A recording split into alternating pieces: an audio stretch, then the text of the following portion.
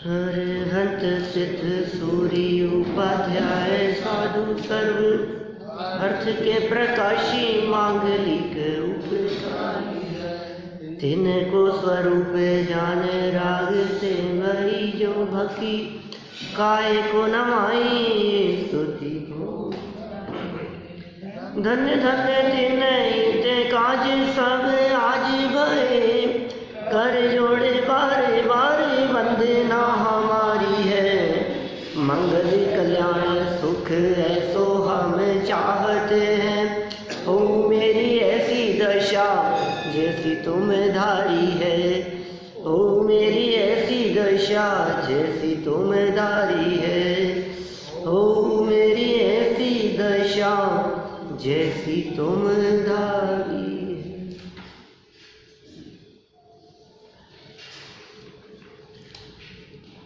आज से हमें यहाँ तत्व ज्ञान पाठमाला भाग 1 की चर्चा प्रारंभ करनी है।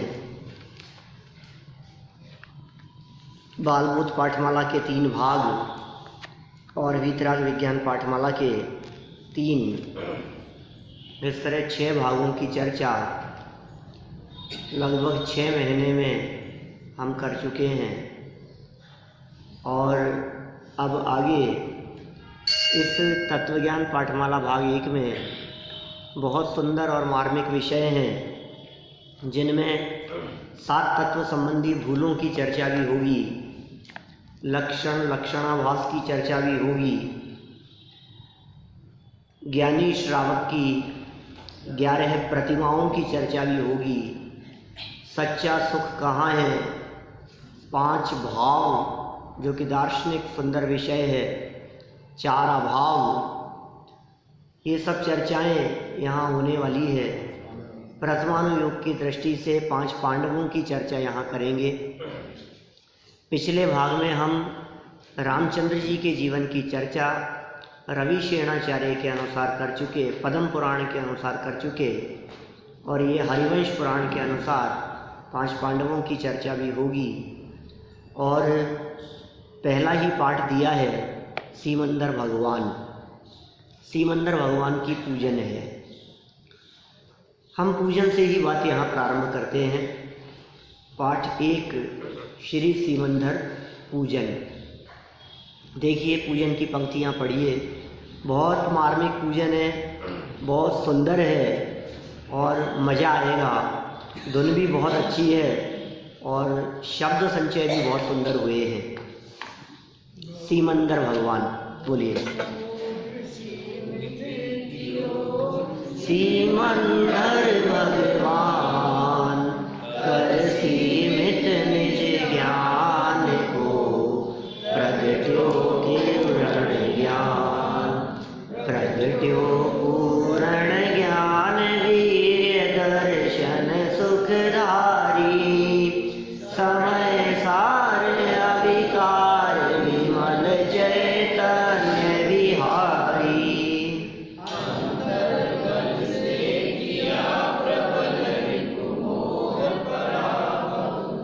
हरे भवान तक करो अभय हरनो मेरा भव। बहुत ही सुंदर मार्मिक बात यहाँ कही गई। सीमंदर भगवान, कौन से भगवान है ये सीमंदर भगवान? कई लोग ऐसे भी मिलते हैं जो ये कहते हैं हमने तो कभी नाम ही नहीं सुना। ये सीमंदर भगवान कौन से? 24 तीर्थंकरों में तो सीमंदर भगवान का नाम ही नहीं आता। कहाँ है ये? बाहुबली भगवान का सुना है, रामचंद्र जी, भरत जी और बहुत सारे नाम सुने हैं, लेकिन ये सीमंदर भगवान तो हम कहते हैं तीर्थंकर हैं। वो तीर्थंकर 24 तीर्थंकरों में तो इनका नाम ही नहीं है। आप कह रहे हो तीर्थंकर है, ये बात कैसे जचेगी हमारे को? अरे भाई, जिन 24 तीर्थंकरों की बात होती है वे 24 तीर्थंकर तो हमारे यहाँ भरत क्षेत्र के 24 तीर्थंकर हैं। आप कभी कभी 30-24 के तीर्थंकरों को अर्घ चढ़ाते हैं, कभी आप 2.5 दीप के तीर्थंकरों को अर्घ चढ़ाते हैं, कभी त्रिकालवर्ती सर्व तीर्थंकरों को अर्घ चढ़ाते हैं। जब आप देवशास्त्र गुरु समुच्चय पूजन करते हैं तो आपने कभी ध्यान नहीं दिया उस समुच्चय पूजन में विद्यमान 20 तीर्थंकरों की चर्चा भी है। इसका मतलब विद्यमान क्या, विहरमान, वर्तमान में जो मौजूद हैं, वर्तमान में जिनका विहार होता है, जिनका विचरण होता है, गमन करते हैं, जिनकी दिव्य ध्वनि कीर्ति है, जिनका उपदेश होता है, ऐसे तीर्थंकर परमात्मा वर्तमान काल में इस धरती पर मौजूद हैं। लेकिन उस क्षेत्र का नाम है विदेह क्षेत्र। जैसे हम भरत क्षेत्र में रहते हैं, जैसे भरत क्षेत्र 5 हैं, ऐरावत क्षेत्र भी 5 हैं, और वैसे ही एक क्षेत्र है जिस क्षेत्र का नाम है विदेह क्षेत्र। वहाँ विदेह क्षेत्र में साक्षात तीर्थंकर परमात्मा समव शरण सहित विराजमान होते, उनकी दिव्य ध्वनि खेल रही है, उनका उपदेश हो रहा है अभी, और शाश्वत है, परमानेंट है। वो क्षेत्र ऐसा है विदेह क्षेत्र, जिस विदेह क्षेत्र में सदा काल चौथा काल वर्तता है, हमेशा के लिए चौथा काल वर्तता है। तीर्थंकर होते ही रहते हैं वहाँ। एक तीर्थंकर को निर्वाण की प्राप्ति हो गई तो दूसरे तैयार हैं। मिनिमम 20 तीर्थंकर रहते हैं, मैक्सिमम 160 हो सकते हैं। भरत और ऐरावत के मिलाएं तो 170 हो सकते हैं। ऐसे तीर्थंकर कौन सा क्षेत्र है, वो कैसा क्षेत्र है? विदेह क्षेत्र। उस विदेह क्षेत्र में सीमंदर नाम के पहले तीर्थंकर, सीमंदर भगवान प्रथम तीर्थंकर, वहाँ परमानेंट विराजमान। बोलो अभी हैं इस धरती पर, भरोसा ही नहीं होता हमारे को। जब आपको भरोसा नहीं होता रोजाना अर्घ किसको चढ़ाते हो? जब आप कहते हो विद्यमान श्री 20 तीर्थंकर सिद्ध प्रभु के गुण गाऊं, तो विद्यमान श्री 20 तीर्थंकरों के अंदर पहले तीर्थंकर का नाम ही जो सीमंदर परमात्मा है। विद्यमान 20 में सीमंदर स्वामी, युगमंदर स्वामी, बाहु, सुबाहु, और विद्यमान 20 तीर्थंकरों के अलग से भी तो पूजन करते हैं। स्वतंत्र पूजन भी है और नित्य नियम की पूजनों में शामिल है। फिर भी आपको प्रश्न खड़ा होता है कि ये सीमंदर भगवान कौन है? बहुत से लोग सीमंदर भगवान के को स्वीकार नहीं करते। बहुत से लोग ये कहते हैं ये सीमंदर भगवान की चर्चा और सीमंदर भगवान की बात तो ये नई चला दी है। हाँ, ये कहाँ से आ गए? ये नए तीर्थंकर की चर्चा कहाँ से करने लग गए आप सीमंदर भगवान? ये तो सोनगढ़ वालों ने चला दी, मुमुक्षुओं की चलाई हुई है, ऐसी बातें लोग करते हैं। और कई लोग तो कहते हैं हमारे इस क्षेत्र में भला सीमंदर भगवान की चर्चा करने से क्या मतलब? हम यहाँ रहते हैं, आप सीमंदर भगवान की चर्चा कर रहे हो, कुछ बात जच नहीं रही है।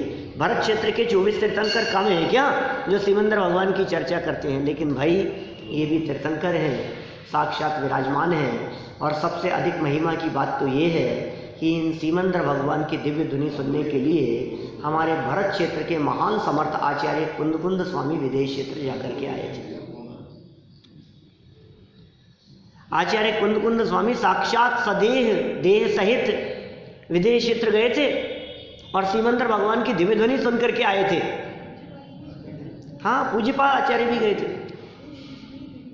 हाँ, आचार्य कुंदकुंद स्वामी जाकर के आए हैं साहब विदेश क्षेत्र, और वहाँ दिव्य ध्वनि सुनकर के आए हैं विदेश क्षेत्र में जाकर के। तो उन तीर्थंकर परमात्मा को जिनकी दिव्य ध्वनि सुनकर के जिनका मर्म हम तक आया है आचार्य कुंदकुंद स्वामी के माध्यम से, हम उनका स्मरण न करें, ये तो ठीक नहीं है। फिर दूसरी बात, आप लोग ये कहते हैं कि ये नई चला दी है बात। मैं कहता हूँ ये बात नई नहीं है, क्योंकि हिंदुस्तान में भी, इस भारतवर्ष में भी अनेक प्राचीन प्रतिमाएं सीमंदर भगवान के नाम से मौजूद हैं बहुत क्षेत्रों पर। दीवान बदीचंद जी का मंदिर हमारे यहाँ से बहुत निकट। इस दीवान बदीचंद जी के मंदिर में संवत 1665 प्रतिमा पर लिखा है। संवत 1665 की सीमंदर भगवान की प्रतिमा है, और अच्छी बड़ी प्रतिमा। 1665 का मतलब जानते हैं आप? 2074 चल रहा है, संवत विक्रम संवत 2074 चल रहा है। 1665 कितना हो गया? 409 वर्ष पुरानी प्रतिमाएं हैं, माने 400 साल पुरानी प्रतिमा। बयाना में भी है करीब 600 वर्ष पुरानी प्रतिमा, और भी कई स्थानों पर है जहाँ सीमंदर भगवान की प्राचीन प्रतिमाएं बहुत पुराने समय से मौजूद है। इस श्वेतांबरों में तो आदमी लिखते हैं सीमंदर जैन मंदिर। हाँ लिखते हैं ना, श्वेतांबरों की क्यों बात कर रहे हैं, बहुत जगह पर है सीमंदर स्वामी के जैन मंदिर। ठीक है, टोडरमल स्मारक के अंदर ही सीमंदर भगवान की प्रतिमा नीचे विराजमान है, जो आज के 50 साल पुरानी विराजमान है करीब। खैर देखिए, साक्षात तीर्थंकर परमात्मा जिनकी दिव्य ध्वनि और जिनका स्वरूप समझना हमारे लिए लाभकारी है, उनकी यहाँ ये पूजन है। उनके स्वरूप की कुछ चर्चा होगी, उन सीमंदर भगवान के स्वरूप की हम चर्चा करते हैं। छंद अभी हमने यहाँ बोला है, 2 पंक्तियाँ पुनः बोलें स्थापना के छंद की। सीमित कियो सीमंदर भगवान, कर सीमित निज ज्ञान को, प्रगट्यो पूर्ण ज्ञान, प्रगट्यो पूर्ण ज्ञान। देखिए, भव समुद्र जिन्होंने सीमित कर लिया, संसार समुद्र का जिनके किनारा आ गया हो। अरे किनारा आने की बात तो चौथे गुणस्थान वाले के लिए कही जाती है, संसार समुद्र का किनारा आ गया। इनका तो संसार समुद्र अत्यंत सीमित हो गया, सूख गया है, ऐसा समझ लीजिए आप। कितना बचाएं? जितना आयु कर्म शेष है उतना, और वो भी संसार समुद्र थोड़ी है, संसार से ऊपर उठ गए, ये तो किनारे पर आ गए हैं। भव समुद्र सीमित कियो, ये जो समुद्र को सीमित करने की बात है ना, ये इनके नाम से निकाला है अर्थ। सीमंधर भगवान, सीमा को धारण करने वाले सीमंधर, नाम सीमंधर है ना। ते भव समुद्र सीमित कियो, कि जिन्होंने संसार समुद्र को सीमित कर लिया हो, ऐसी सीमा जिनके बंध गई हो, ऐसे परमात्मा का नाम सीमंधर, सीमा को धारण करने वाले। और इतना ही नहीं, दूसरा अर्थ और निकाला। सीमंधर है ना, सीमित कर लिया है आपने, किसको? अपने ज्ञान को। कर सीमित निज ज्ञान को, विरोधाभास अलंकार, ज्ञान को तो सीमित किया और प्रकट हो गया पूर्ण ज्ञान।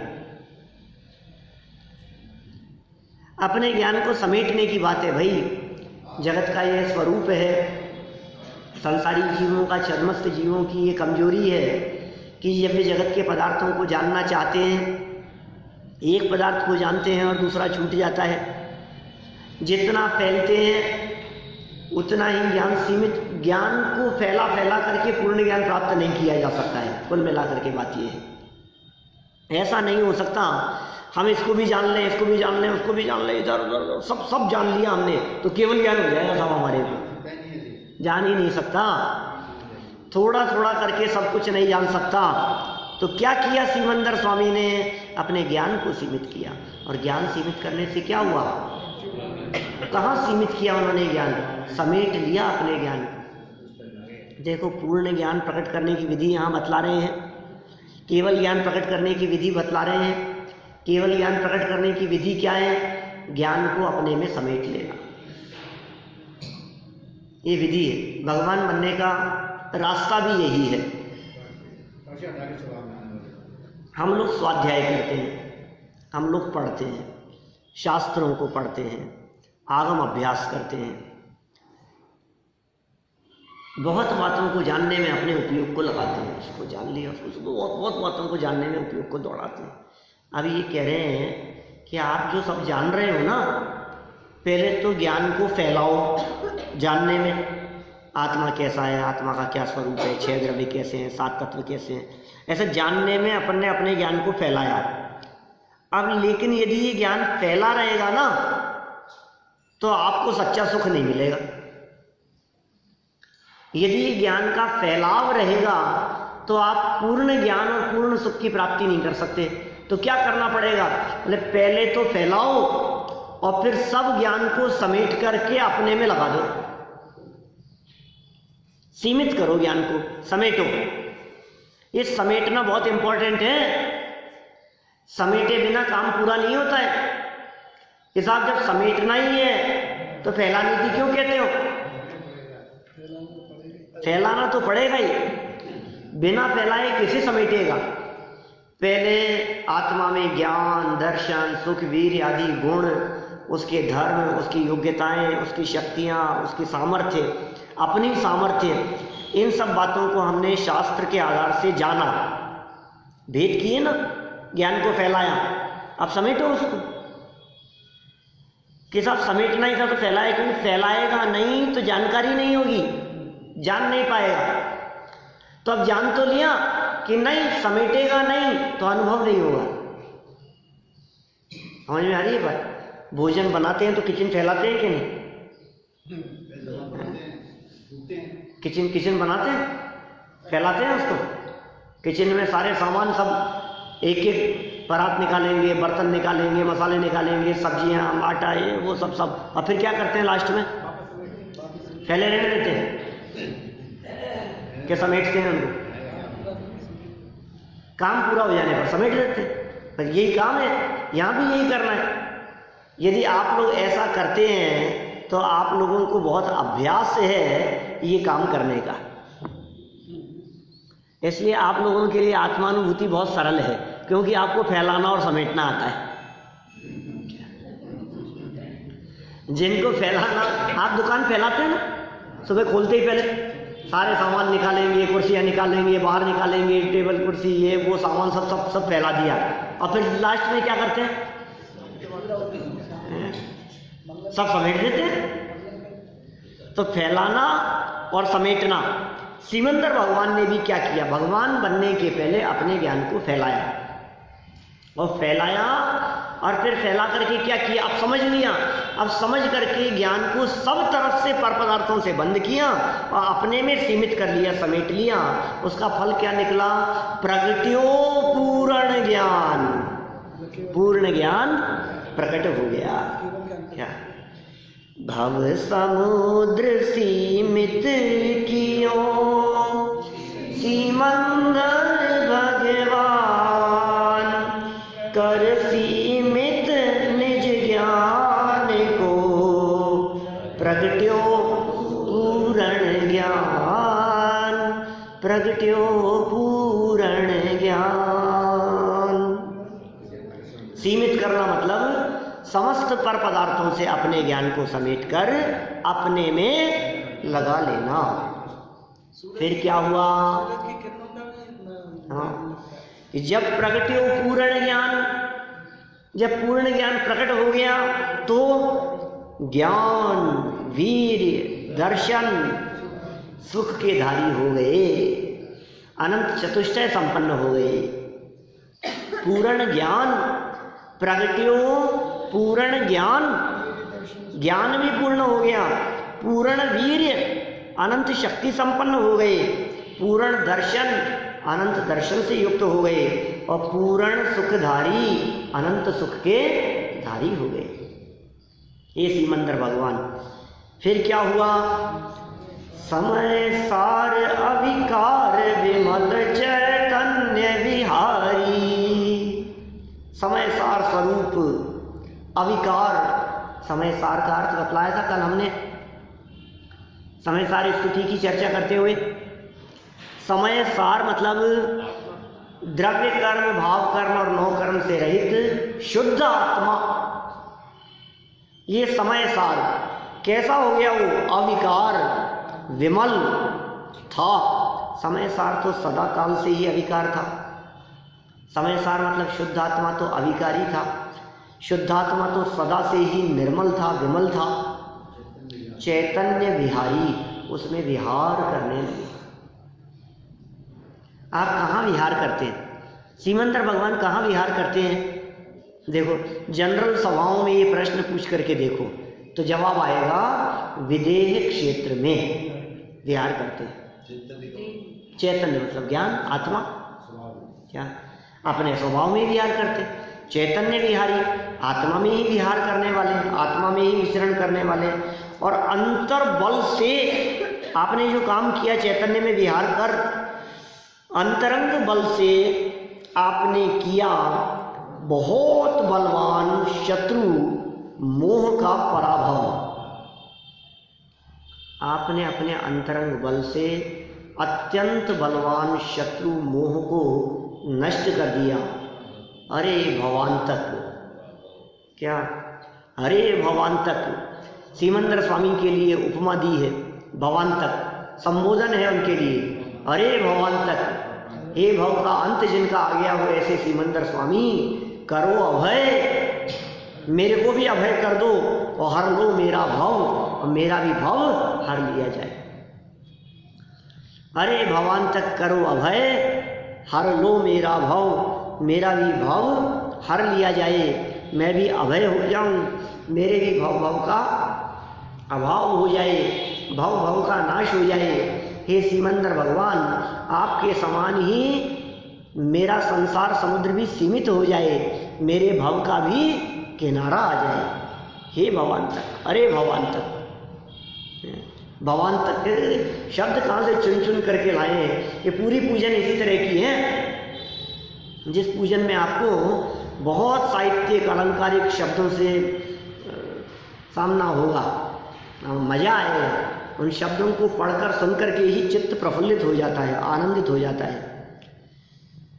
देखिए ऐसे सीमंदर भगवान, ओम ह्रीं श्री सीमंदर जिनेन्द्र, सीमंदर भगवान अत्र अवतर अवतर संभूषट आवाहनम। उनको बुलाया सीमंदर भगवान को हमने, अत्र अवतर अवतर आ गए वे कहाँ, अत्र तिष्ठ तिष्ठ ठठ स्थापनम, और फिर यहाँ बैठो नजदीक, और अत्र मम सन्निहितो भव भवशट सन्निधिकरणम, अत्यंत नजदीक आकर के विराजे। ये पूजन पद्धति है अपनी, जिनकी हम पूजन करना चाहते हैं उन्हें अपने निकट विराजमान करें। अत्यंत निकट होंगे तो उनकी पूजन हो पाएगी। और पंक्तियाँ इस तरह की आती हैं, क्या प्रभु तेरे मेरे अंतर को, इसी में प्रभु तेरे मेरे अंतर को अविलंब निरंतर से भर दो, दीप के छंद में है पंक्ति कि आपके और मेरे बीच में अंतर ही नहीं रहे। 5 नंबर पेज की दूसरी लाइन है, आपका और मेरा अंतर है भगवान, ये निरंतर अंतर नहीं रहे आप में और मेरे बीच में, इतना एक में एक हो जाए आप और मैं, दोनों एक समान हो जाएं, बस इतनी नज़दीकी आ जाए। तो हम याद करते हैं तीर्थंकर परमात्माओं को और उन्हें अपने नज़दीक लाकर बिठाते हैं, नज़दीक बुलाकर बिठाते हैं, विराजमान करते हैं, और फिर उनके स्वरूप से अपने स्वरूप की तुलना करते हैं और उन जैसा बनने की भावना बातें हैं। जल चंदन आदि द्रव्य प्रतीक स्वरूप उनके सामने समर्पित भी किए जाते हैं। बस भव भव में आपका सानिध्य हो, ऐसा। देखिए जल का छंद बहुत सुंदर शब्द है, पढ़ते हैं हम लोग। प्रभुवर तुम जल से शीतल हो, जल से निर्मल अभिकारी हो, मिथ्या मल धोने को जिनवर,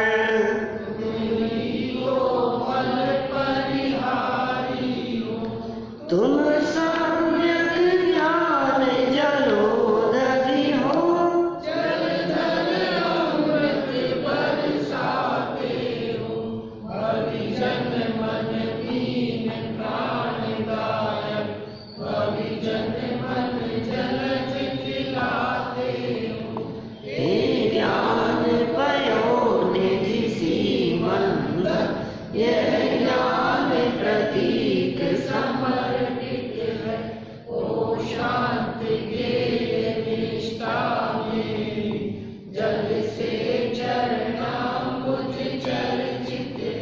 कितना सुंदर छंद है। शब्द कठिन है थोड़े से, जिनको हिंदी भाषा के साहित्यिक अलंकारिक शब्दों का भाव वासन नहीं है उन्हें थोड़े जटिल लगेंगे, लेकिन कोई बात नहीं। देखो भाव कितना सुंदर भरा है। प्रभुवर तुम जल से शीतल हो, पानी से आप शीतल हो गए हो, जल से शीतल हो। जल से मतलब जल के समान। प्रभुवर तुम जल से शीतल हो मतलब आप जल के समान शीतल हो। जल से निर्मल अभिकारी हो माने आप जल के समान निर्मल हो और अभिकारी हो। जल चढ़ा रहे हैं ना, जल का छंद है, जल से तुलना करके चर्चा की है सिमंदर भगवान की। जल में एक बहुत विशेष गुण होता है, वो है शीतलता, और जल का दूसरा गुण होता है निर्मल और अभिकारीपना। निर्मल होता है, अभिकारी होता है, जल में मलिनता नहीं होती। जल की तो बहुत सुंदर सुंदर चर्चाएं पूजाओं में आती है। कहाँ तो ऐसी चर्चा भी है कि मुनिराजों के मन के समान पवित्र, मुनिराजों का मन कितना पवित्र होता है। मुनिराजों का मन, उसकी पवित्रता का क्या गुणगान करें हम, मुनिराजों के मन की पवित्रता की क्या बात कहें हम, बहुत पवित्र है। बोले वैसा पवित्र जल भगवान आपके सामने चढ़ा। मुनि मन सम उज्ज्वल नीर प्रासुक गंध भरा, भरी कनक कटोरी धीर दीनी गार जरा। बोलो याद है कि नहीं पंक्तियां? 2400 श्रीजन चंद आनंद कंद सहित। मुनि मन सम उज्ज्वल नीर, मुनि राजों के मन के समान उज्ज्वल और पवित्र नीर। नीर शीतल, शीतलता। पानी कितना भी गर्म हो स्वभाव उसका शीतल है, शीतल स्वभाव होता है पानी का। कितना भी गर्म हो, जलती हुई आग पे डालोगे तो आग को बुझाएगा ही, क्या शीतल स्वभाव है उसका। उसके समान सिमंदर भगवान तुम अत्यंत शीतल हो, शांत हो और निर्मल और अभिकारी। पानी कितना भी गंदा हो, पैर पर कीचड़ लग गया हो तो गंदा पानी भी कीचड़ को धोएगा ही। बोलो बहुत गंदा पानी है, गंदा पानी है। अरे पैर कीचड़ में हो गया है, अब क्या करना? गंदे पानी से भरी बाल्टी है, बोलो कपड़े धोए हुए साबुन का पानी है, गंदा है, क्या करना है? साफ नहीं है आपके पास में, तो गंदा पानी भी आपके पैर को धो सकता है, कीचड़ साफ कर सकता है। तो जल का दूसरा गुण क्या है? निर्मलता, विकार रहित पना। हे सिमंदर भगवान आप भी ऐसे ही हो कि आप में भी रंच मात्र भी विकार नहीं है, आप भी शीतल हैं। और देखो ये निर्मल अभिकारी जल क्या काम करता है? मिथ्या मल धोने को जिनवर, तुम ही तो मल परिहारी हो। मिथ्या रूपी मल को धोने के लिए जल, मल को धोने के लिए जल, मिथ्या मल, मिथ्यात्व रूपी मैल को, अपवित्रता को, अशुद्धि को धोने के लिए हे जिनेंद्र देव आप कैसे हैं? मल परिहारी, मल का परिहार करने वाले, मल को दूर करने वाले, मल को नष्ट करने वाले तुम ही तो हो। तुम्हारी वाणी, आपकी वाणी, आपका दिव्य ज्ञान, आपकी दिव्य देशना वे जगत के जीवों के मिथ्यात्व मल को धोने का कार्य आज भी कर रही हैं निरंतर। और क्या, इतना ही नहीं, जिस जल की हम बात कर रहे हैं, जो जल आपके लिए समर्पित किया जा रहा है, आप तो जलोदधि हो। तुम सम्यक ज्ञान जलोदधि हो, जलधर अमृत बरसाते हो, भविजन मन मीन प्राणदायक, भविजन मन जलज खिलाते हो। क्या कह रहे? तुम सम्यक ज्ञान जलोदधि हो, सम्यक ज्ञान के समुद्र हो। जलोदधि मतलब क्या होता है? समुद्र।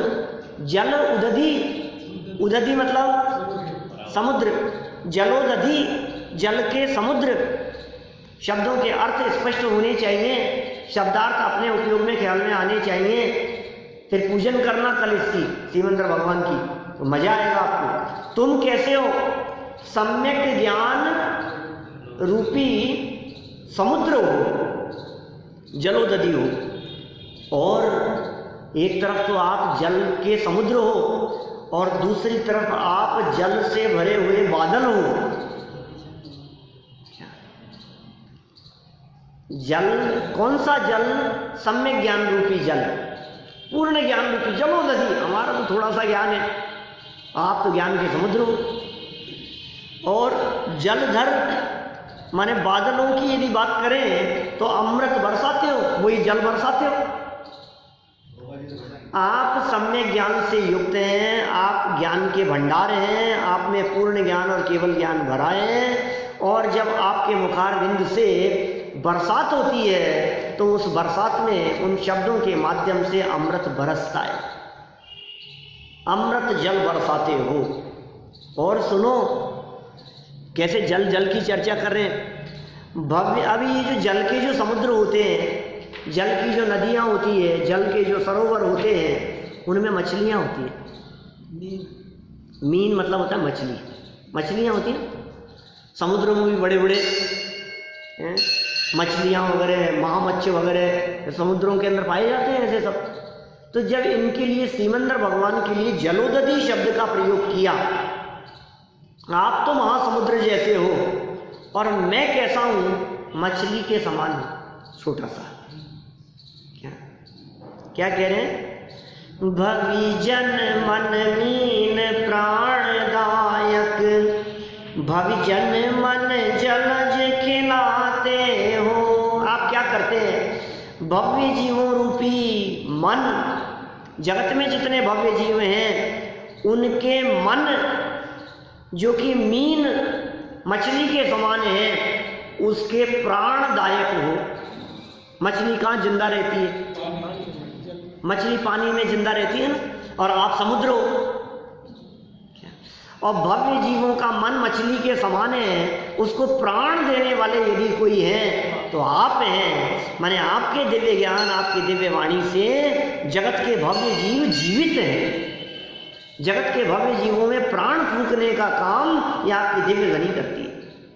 भव्य जन मन मीन मछली, और मछली को प्राण देने वाले, प्राणदायक माने भव्य जीवों के प्राणों को बचाने वाले आप हैं हे सीमंदर भगवान। इतना ही नहीं, कितनी उपमाएं दी है भव्य जीवों के लिए। दूसरी उपमा कौन सी? कमल। भव्य जीवों का मन मछली की तरह यदि माना जाए तो आप प्राण देने वाले हो, जीवन दान प्रदान करने वाले हो। और भव्य जीवों के मन को यदि कमल की तरह माना जाए तो आप उसे खिलाने वाले, खिला देते हो, कमल खिल जाता है। भव्य जन मन जलज, जलज क्या होता है? कमल। जल, जल मतलब पानी और ज मतलब जन्म लेना, तो जलज, जलज जल में जन्म लेने वाला, वो होता है जलज। जलज माने कमल। भव्य जीवों के मन को आप खिला देने वाले। क्या कहा? भव्य जन मन जलज खिलाते हो। हे ज्ञान पयो निधि सीमंदर, यह ज्ञान प्रतीक समर्पित है। हो शांत ज्ञेय निष्ठा मेरी, जल से चरणाम्बुज चर्चित है। क्या कहाँ से शब्द कहाँ से चुन चुन करके लाए हैं। हे ज्ञान पयोनिधि, वही पयोनिधि, ज्ञान पयोनिधि, ज्ञान समुद्र, ज्ञान रूपी मीठे जल से भरे हुए, ज्ञान रूपी दूध से भरे हुए, ज्ञान रूपी जल से भरे हुए महासमुद्र। हे सीमंदर, हे सीमंदर भगवान, ज्ञान का यह प्रतीक आपके समर्पित है। ज्ञान का प्रतीक क्या? जल।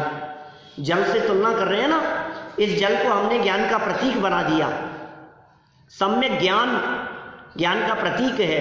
तुम सम्यक ज्ञान जलोदधि हो, ऐसा कहा था। माने जल और ज्ञान इन दोनों को हमने एक कर लिया। ज्ञान को हमने जल की उपमा दे दी और जल में हमने ज्ञान को स्थापित कर लिया। ये जल नहीं है, ये ज्ञान है, ये ज्ञान का प्रतीक है। ज्ञान के प्रतीक स्वरूप ये समर्पित है और इसको समर्पित करके भावना क्या बातें हैं? हो शांत गेय निष्ठा मेरी, गेय निष्ठा, गेयों की तरफ आकर्षित होने का भाव शांत हो जाए। हमारा ज्ञान निरंतर गेयों की तरफ आकर्षित रहता है। हमारा ज्ञान निरंतर ये देख लो, ये जान लो, अरे ये कितना अच्छा है, ये देखा आपने, ये खबर पढ़ी, ये देखा, ये सीरियल देखते हो, ये मूवी देखी, ये कलर देखा, ये डिजाइन देखी, ये वेदी देखो कितने सुंदर है, ये भगवान देखो कैसे बैठे हुए हैं। आप गेयों में अटकते हैं, कलर में, डिजाइन में, सुंदरता में, बाहरी रूप सौंदर्य में आपका उपयोग इधर उधर दौड़ता रहता है, भागता रहता है, भागता रहता है। ये कह रहे हैं मेरी जो ये गेयों के प्रति जो निष्ठा है, गेयों के प्रति जो आकर्षण है, हे सिमंदर भगवान शांत हो जाए। हो शांत गेय निष्ठा मेरी, ये भावना है। मैं भावना भाता हूँ, मेरे मन में ये भाव उठ रहे हैं कि हे सिमंदर भगवान, ये जल आपके सामने समर्पित कर रहा हूँ, क्या करेगा, ये काम क्या करेगा? गेयों की निष्ठा मेरी शांत हो जाए। इसलिए उसके प्रतीक स्वरूप जल से चरणाम्बुज चर्चित है। चर्चित पूजा की जा रही है, अर्चना की जा रही है। किससे? जल से। चरणाम्बुज माने आपके चरणों में जल समर्पित कर रहा हूं। चरण अम्बुज, चरण कमल। अम्बुज मतलब क्या होता है जानते? अम्बुज मतलब होता है कमल। चरणाम्बुज मतलब चरण कमल। तो चरणाम्बुज मतलब चरण कमल।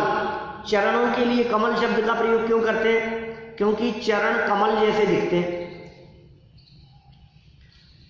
दोनों पैर मिलाकर जब खड़े होते हैं और जब उनके चरणों को देखा जाता है तो दोनों पैर के अंगूठों से लेकर जो उंगलियां हैं वे सब ऐसी लगती है कि मानो ये कमल जैसी खिल रही। फील कर पा रहे हैं क्या आप? मैं क्या कह रहा हूं? दोनों पैर के पंजे मिलाकर जब खड़े हों तो उन पैर के पर हमारे पैरों की बात नहीं है, बदसूरत है। ये तो तीर्थंकर जैसे जीव, क्या सर्वांग सुंदर, वे जब दोनों चरणों को मिलाकर, जब दोनों पैरों को मिलाकर के खड़े होते हैं तो उनके पैर के अंगूठे और उंगलियां इस तरह की प्रतीत होती है मानो वे कमल की पंखुड़ियां खिल रही हो। तो चरण के लिए चरण कमल, चरणाम्बुज चर्चित हैं। जल से चरणाम्बुज चर्चित है। इस जल के माध्यम से मैं यहाँ आपके चरणों की पूजन कर रहा हूँ। इस तरह से सिमंदर भगवान के चरणों में जल समर्पित किया। बोलने में एक बात समझ में आ गया ना? चल कितना सुंदर है।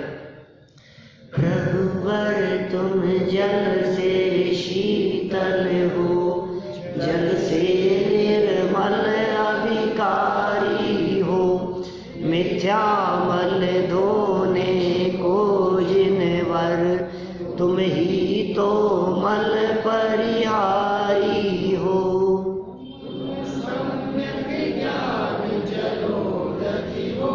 जलधर अमृत बरसाते हो, भविजन मन लीन प्राणदायक,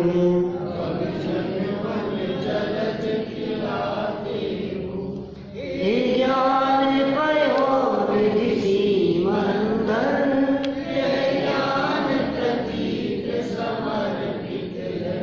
हो शांत गेय निष्ठा मेरी, जल से चरणाम्बुज चर्चित है।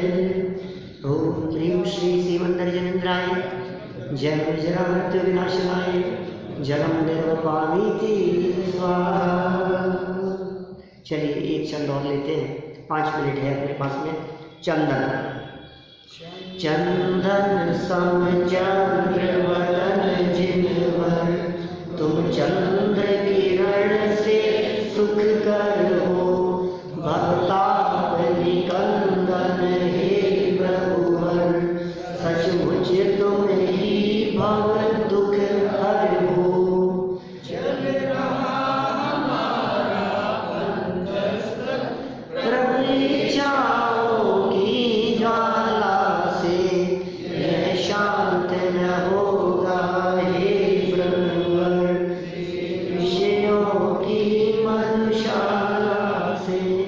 श्री अंतर्गाय मिटाने को तुम ही मलिया गिरि चंदन हो, चंदन से चर छू चरणागुण, भव तप हर शत शत वंदन हो। क्या कह रहे हैं?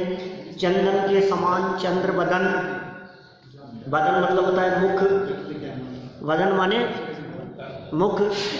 चंदन के समान, आप चंदन के समान हो, चंद्र बदन हो, चंद्रमा जैसे खिले हुए हो, मुख वाले हो, और चंद्रमा की किरणों के समान शांति और सुख करने वाले हो, सुख करने वाले हो।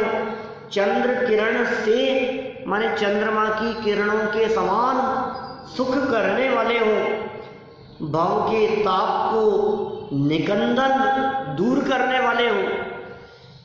हे प्रभुवर, आप भव के ताप को दूर करने वाले हो, सचमुच तुम ही भव दुख हर हो। हे सिमंदर भगवान, इस भव के दुखों को दूर करने वाले जगत में कोई नहीं है। बहुत जगह भटका, बहुतों की शरण में गया, सोचा ये मेरे दुख दूर कर देंगे, ये मेरे संकट दूर कर देंगे, लेकिन आज समझ में आया है प्रभु कि आप ही सच में मेरे दुखों को दूर करने वाले हो। सचमुच तुम ही भव दुख हर हो, आप तो भव के दुखों को हरने वाले हो, और हम जल रहे हैं।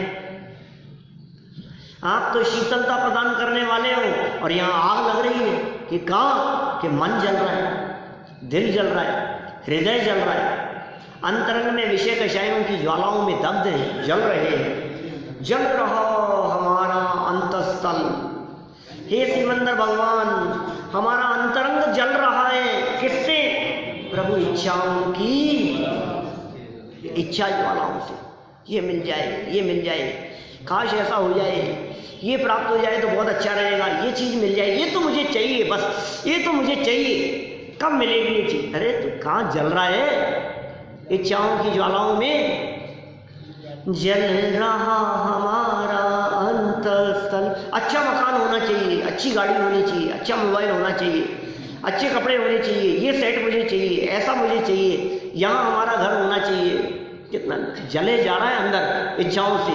ये सूट बहुत अच्छा है, ये साड़ी बहुत अच्छी है, ये कोट बहुत अच्छा है, ये ड्रेस बहुत अच्छी है, ये मुझे चाहिए, ऐसा चाहिए, ये होना चाहिए, ये इस ब्रांड का होना चाहिए, इस ब्रांड का होना चाहिए, इस कंपनी का होना। कहाँ उलझा है तो भाई, अंदर में जल रहा है, आकुलित व्याकुलित हो रहा है। और क्या कह रहे हैं? यह शांत न होगा हे जिनवर, रे विषयों की मधुशाला से। पंचेंद्रिय विषयों की मधुशाला से ये शांत होने वाला नहीं है। आपको लगता है कि मेरी ये इच्छा ज्वालाएं शांत हो जाएगी, आपको लगता है कि ये मोबाइल मिल जाए तो मेरी इच्छा को थोड़ी शांति मिल जाएगी, आपको लगता है इस कंपनी के जूते पहनूंगा तो थोड़ी सी ठंडक मिल जाएगी। अरे कहाँ ठंडक मिलेगी? क्या बात कर रहा है? कहाँ शांति मिलने वाली है? एक चीज मिटती नहीं है कि दूसरी इच्छा तुरंत सामने खड़ी रहती है, जलता रहता है अंदर में, आग जलती रहती है अंदर में। ये शांत न होगी हे जिनवर, हे जिनेंद्र देव, ये शांत नहीं होगी। ये तो दशा ऐसी है मानो पावक में अग्नि में घी डालने जैसी दशा है। ये मिटाना चाहता है, लेकिन आग में घी डाल डाल करके कभी अग्नि शांत नहीं हुई है भाई। तो अब क्या करें? बोलो, समापन समय सीमित है, पूरा करता हूँ। चिर अंतरदाह मिटाने को तुम ही मलयागिरी चंदन हो। चिर अंतरदाह, लंबे समय से, चिर बहुत लंबे, चिरंजीव आशीर्वाद देते हैं ना, चिरंजीव रहो, चिर मतलब लंबा, बहुत लंबे समय तक जिंदा रहो, जीवित रहो, दीर्घ आयु हो, ये है चिरंजीव रहो का अर्थ। चिर बहुत लंबे समय से चली आ रही अंतर की जो दाह है, पीड़ा है, जलन है, उसे मिटाने के लिए, दाह, जलन, पीड़ा, तपन, उसे मिटाने के लिए हे सिमंदर भगवान तुम ही मलयागिरी चंदन हो, आप ही मलयागिरी के चंदन के समान हैं। इसलिए हे जिनेंद्र देव, चंदन से चर्चू, चंदन से पूजन कर रहा हूं, आपके चरणों की, चरणाम्बुज की, चरण कमल की मैं चंदन से पूजन कर रहा हूं। चंदन से चर्चू चरणाम्बुज, भव तप हर, भव की तपन को हर लेने वाले हे सिमंदर भगवान तुमको शत शत वंदन हो, 100 बार वंदन है, अगणित वंदन है। ऐसे सिमंदर भगवान को हम यहाँ चंदन समर्पित कर रहे हैं। ओम ह्रीं श्री सिमंदर जिनेन्द्राय संसार ताप विनाशनाय चंदनम निर्वपामीति स्वाहा। बहुत सुंदर भाव इस पूजन में भरे हैं। छंदों को याद करना। 2 दिन मैं झालरापाटन पंचकल्याणक में जाके आता हूँ, है ना, फिर बैठेंगे।